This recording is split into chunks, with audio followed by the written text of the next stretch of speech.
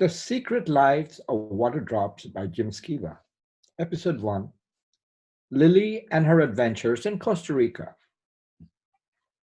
In the twinkling sunlight in Costa Rica, water drops quickly change shape as more droplets appear. The music of their arrival like symphony.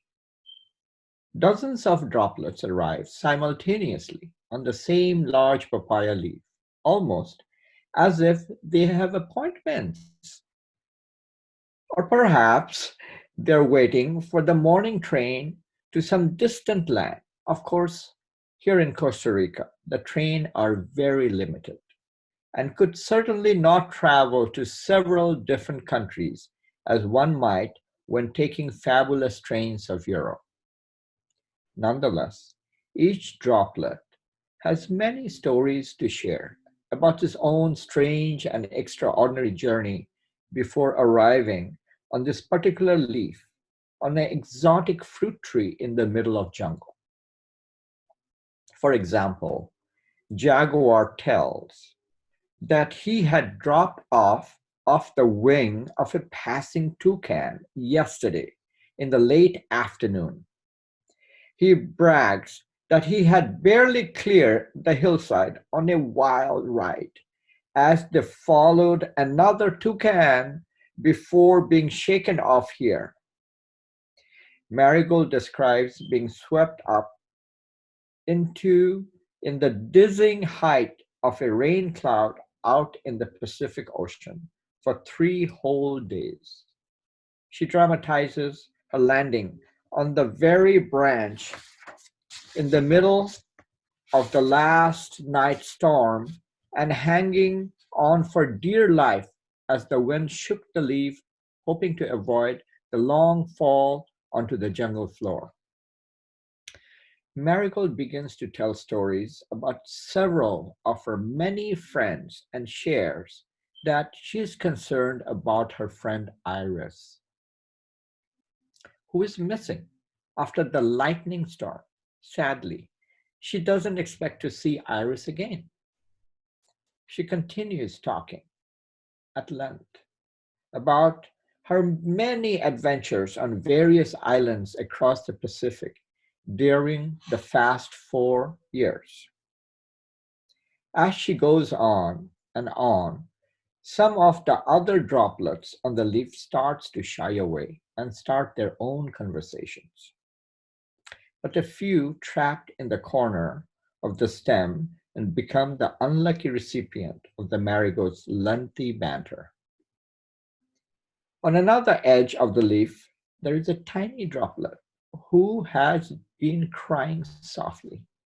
It seems that this young child has lost her mother, who probably bounced off the leaf a few minutes ago when the wind shifted during the temperature change as the sun was rising.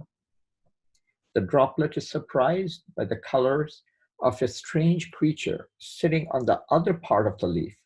She turns in the other direction and sees a bright, multicolored drop that seems to be coming closer. The large drop quickly turns bright orange and announces that her name is Poppy.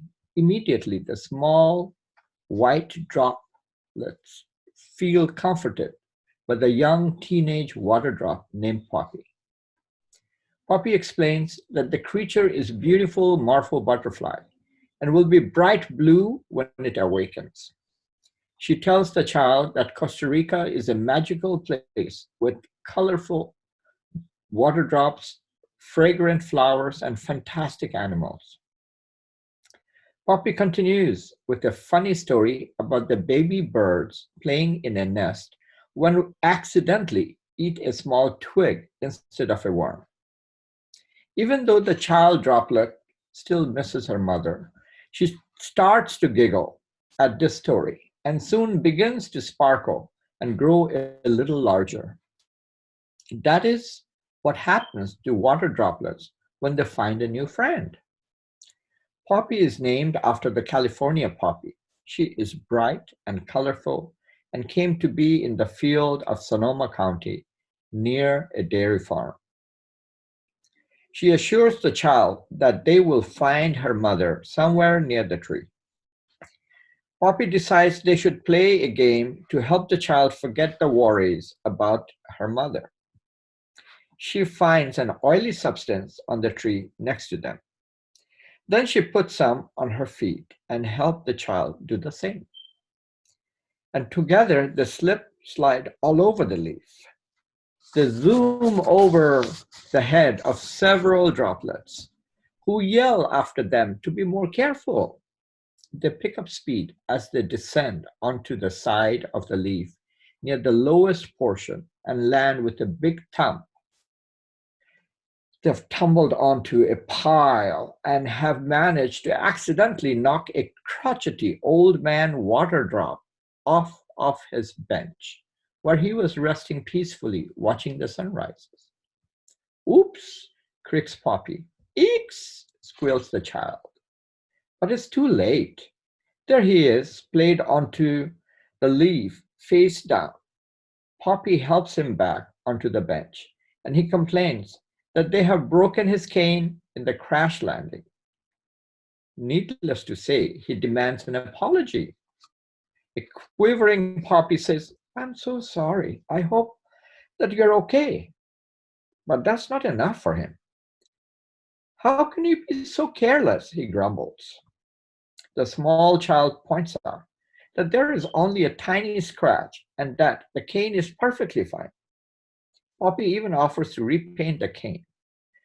Finally, the old man is content and introduces himself as Mr. Howler Ramirez. He is black with golden brown mantle.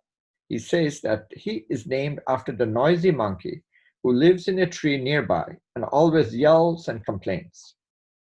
Poppy and the child share a knowing look. Since he has spent his whole entire life in Costa Rica, he has decided to take a last name, just like a human. He asks the child, and who are you, my dear little droplet? The child firmly asserts that her name is Lily, and she is named after the flower, Lily of Valley. She says that she came to be several years ago in the countryside of northern Michigan, and that this is her first trip to Costa Rica. Then she launches into a litany about the favorite food and her many toys back home, using a lilting lyrical voice that makes Mr. Ramirez chortle and Poppy giggle. With all of the noise, the blue morpho butterfly starts to flutter and flies away. Lily turns the chatter towards her father, who came to be in the jungle of India, and her mother, who is part of the Royal Stuart droplets from Scotland. Then she's back to describing her toys and quickly admits that her favorite toy is a helicopter. In fact, she tells them that she would be delighted to share a story about the unusual helicopters that they have in Vermont. That is, if they will kindly listen. Poppy and Mr. Ramirez settle on the bench while Lily stands in front of them and asks them to shh, as if she's ready to let them in on a big secret.